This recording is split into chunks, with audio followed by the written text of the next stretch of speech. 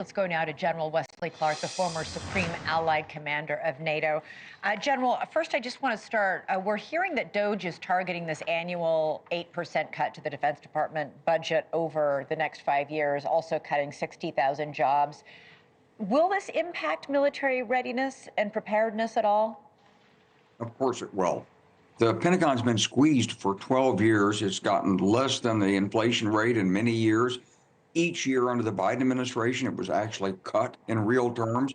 And when you look at what DOGE is talking about cutting, they're talking about cutting training. Well, I'm sure if you're a computer expert, training seems totally extraneous. But it is the critical combat multiplier that helps our forces be the best in the world. You cut that training, we're just a bunch of guys with weapons out there running around like the Russians.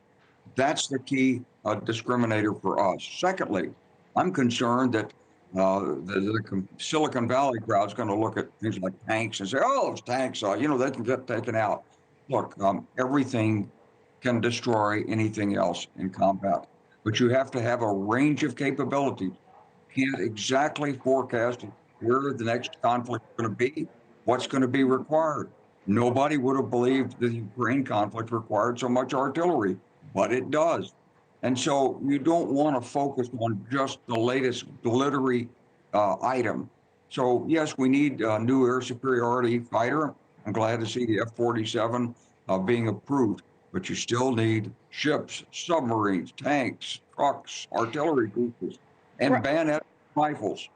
But you, I'm sure, would acknowledge that there is enormous waste as well at the Pentagon. I mean, if he's going to root out the waste and the weapons, the very expensive weaponry and machinery that is some of it obsolete or wasn't even designed properly, surely getting rid of that is a good thing. Well, I think you can save a little bit of money through maybe getting rid of some DEI posters or something. But Elizabeth, if you want to save money at the Pentagon, you have to go through the chain of command. You have to look at exactly what things are being spent on.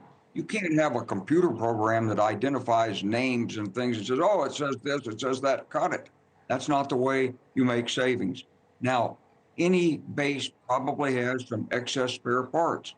We found over a period of years, there were millions of dollars of excess spare parts on some bases, but we've done a lot to eliminate that. We've got better tracking systems. That was old stuff. That was the 1990s. Today, we have squeezed and squeezed and squeezed the Pentagon. And remember, you're in a tough recruiting environment right now. All the services, except for the Air Force and Marines, they're all having trouble recruiting. And so when you start cutting things like housing on base, access to the post exchange, medical care, retirement benefits, all things which are in the Pentagon budget, you start impacting recruiting and retention. Yeah, I grew up in a military family. We don't pay our military very much. In exchange, we give them free housing and free medical care because they really get hardly anything as a salary. I did want to ask you, there are reports that President Trump is considering giving up America's role as NATO's Supreme Allied Commander. It's a position you yourself held. It's a position that has been held by an American ever since NATO was founded after World War II. President Trump was asked about this today. He deflected, didn't really answer directly. But what impact would that have on NATO as a whole if the United States no longer served as Supreme Allied Commander? Well, that position was created and put in place by General Eisenhower, who was the first NATO commander. And it's the critical linkage between the United States, our nuclear forces, U.S. forces, and Europe. And so get rid of that position, you decouple the United States from NATO. You take away intelligence, you take away the ability to work with U.S.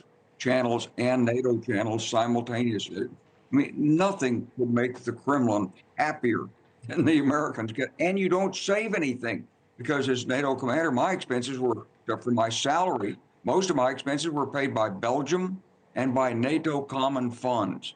So there's no big savings in this. It's just a gift to Mr. Putin. Thanks so much for watching. Go to joinnn.com to find NewsNation on your television provider. And don't forget to click the red subscribe button below to get more of NewsNation's fact-driven, unbiased coverage.